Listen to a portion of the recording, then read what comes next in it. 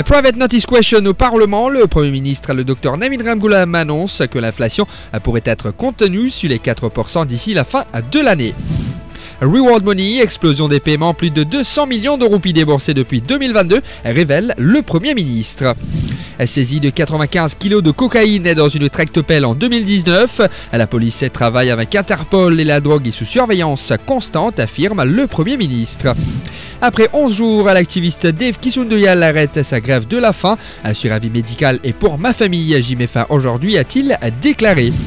Et puis à l'étranger, en Syrie, des frappes israéliennes sur Soueïda, malgré un cessez-le-feu annoncé. Comme je vous le disais en titre, Reward Money, explosion des paiements à plus de 200 millions de roupies déboursés depuis 2022. En réponse à une question parlementaire posée par le député Kouchalobine ce mardi, le Premier ministre, le Dr Navin Ramgoolam, a dénoncé une gestion opaque du système du Reward Money. Il a souligné une explosion des sommes versées aux informateurs, à plus de 74 millions de roupies entre 2022 et 2023, à 84 millions de roupies en 2023-2024 et déjà 56 millions de roupies pour 2024-2025, alors que plus aucun policier n'a perçu de prime, rien que pour septembre et octobre 2024, 50,1 millions de roupies ont été déboursés, soit 2 mois avant les élections générales. But in September 2024, it dropped to 11,242,900. And in October 2024, it jumped to 38,932,450. You'll be glad to hear that in November and December of this year, the amount dispersed is nil, zero. Now, the House will note, I'm sure they have seen the expression, that from September to October 2024, a total amount of 50,175,350 rupees was paid as reward money, not to police officers, only to informers. Now, this is 2 months prior to the general election. You can guess the reason why this happened. Et il a ajouté que les amendements apportés en 2020 et 2021 ont permis d'effectuer des paiements avant même qu'un jugement ne soit rendu. Is that the amount disbursed exceeds by 4 the amount budgeted. In other words, as usual, just give money that is not theirs. This in itself raises several questions as to the manner in which that money was disbursed. It is worth mentioning that in 2014, it was decided to put an end to the practice of giving reward money, and there was very strong suspicion of abuse. However, in 2016, this is when we left government, but in 2016, the practice was restored. Now, in 2020, soon after his appointment, the then Commissioner of Police, Mr. Sarvan Singh, tried to rationalize it, because he wasn't allowed to change it, but he tried to rationalize the procedure through an amendment to the Police Standing Order 122. Subsequently, in 2021, Mr. Sarvan Singh was gone. New Commissioner of Police, Mr. Anil Kumar Dip, he again amended the Standing Order, Police Standing Order 122, which allowed payment to reward money to informers, although the case may not have been disposed by the court, even before he was giving the money. And also simply from obtaining a report from the forensic lab that certifying that the exhibits were secured as dangerous drugs. Mr. Deputy Speaker, is it a coincidence that as from 2022, we note a phenomenal increase to the amount disbursed, as I said, to informers, with hardly any money given to police officers? Even a cursory look at some of the information provided suggests that those at the helm of the police were wallowing in a muck of malfeasance and corruption, with a deeply entrenched complicity throughout the whole procedure put in place. In fact, the whole procedure was put in place for them to be able to do this. It also begs the question as to what exactly was the role of the manager financial operations and the internal control play in the management and finance of the police force. This is being inquired into. What was their role? What were they there for? Mr. Deputy Speaker, as the House is aware, the Financial Crimes Commission is inquiring into the whole issue of reward money. And we are amending the Financial Crimes Commission Act precisely this afternoon so that there can be a joint inquiry whenever the need arises. Et puis, à la private notice question du leader de l'opposition, John Ojonga, a rapporté sur deux enjeux économiques majeurs, la dépréciation de la roupie mauricienne sur les marchés d'échange et l'inflation persistante. Le Premier ministre, le Dr Navin Ramgoolam, a saisi l'occasion pour pointer du doigt l'ancien régime qu'il accuse d'avoir contribué à la flambée des prix par un recours excessif à l'impression monétaire pour financer le déficit budgétaire. First, in December 2024, the Bank of Mauritius issued instructions to banks to ensure that all dealings in Forex, including swaps and other derivatives, should be effected through financial institutions which are licensed by the Bank of Mauritius, not outside. Banks were also requested to enhance due diligence on intercompany buying and selling of foreign currencies, as well as swaps and other derivatives. In 2025, the key rate was increased from 4% to 4.5%, what the expert had said in September of last year.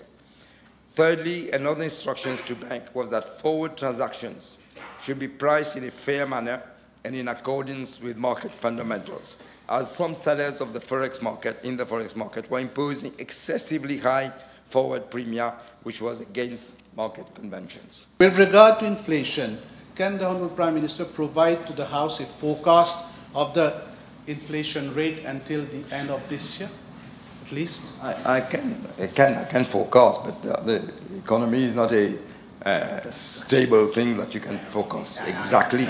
But I can tell you, Mr. Deputy Speaker, I can tell the Leader of the Opposition, three things have created this problem. First of all, the budget deficit has been allowed to grow. The borrowing requirement, the borrowing requirement is practically 10% of GDP, which is terrible at the time. And also this massive trade deficit, which is 30% of GDP. That is why we have forecast that the inflation rate will be around 4%, perhaps less, by the end of this term.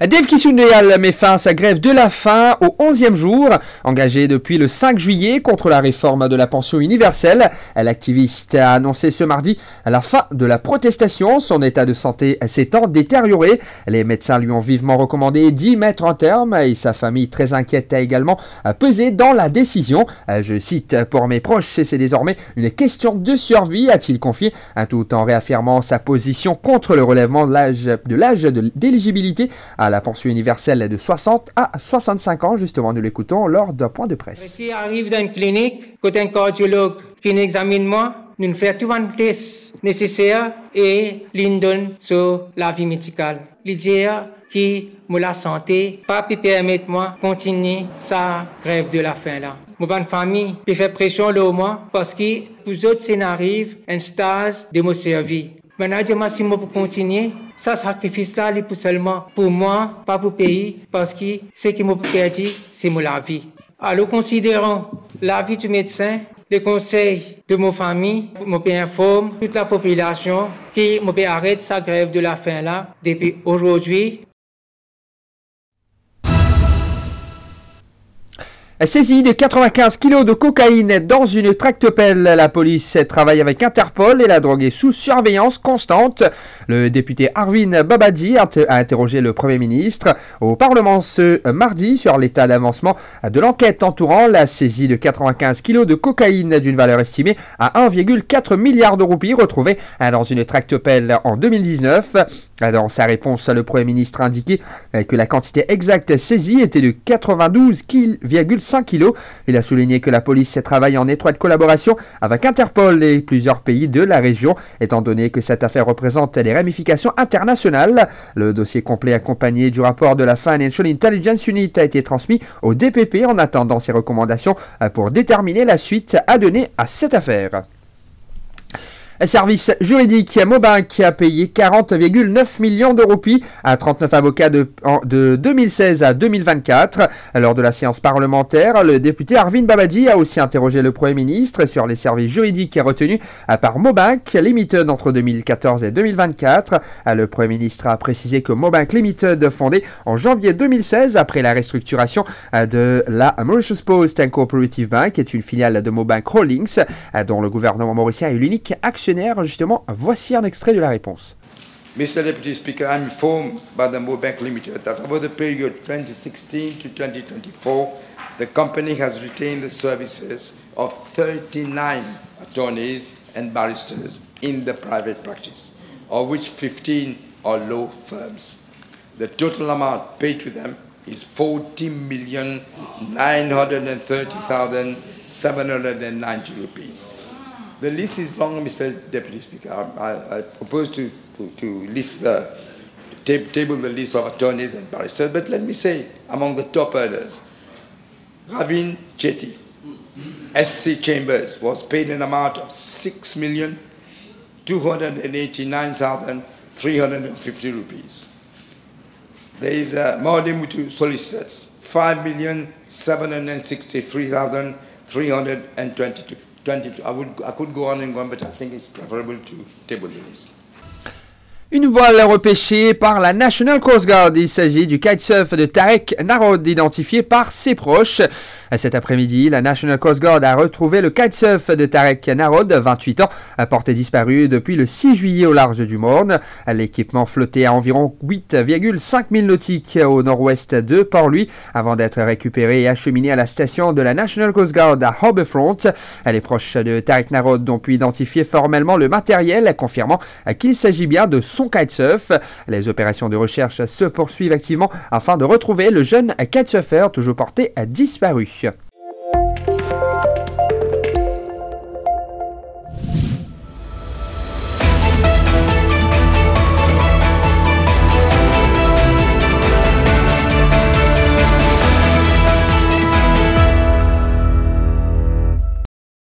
Dans le cas international en Syrie, des frappes israéliennes sur Souweïda, malgré un cessez-le-feu annoncé.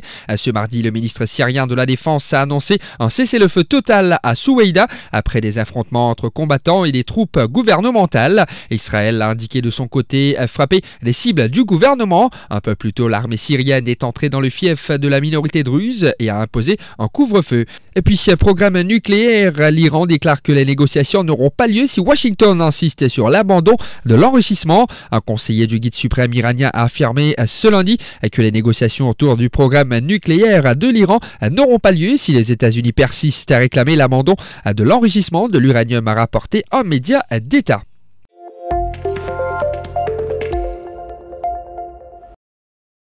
Tout Mauricien réuni loin ses lanternes, dans tout la joie, même dans la peine. Il n'a pas de race ni couleur, n'a pas de figure, plutôt qui ça me dit n'a peine.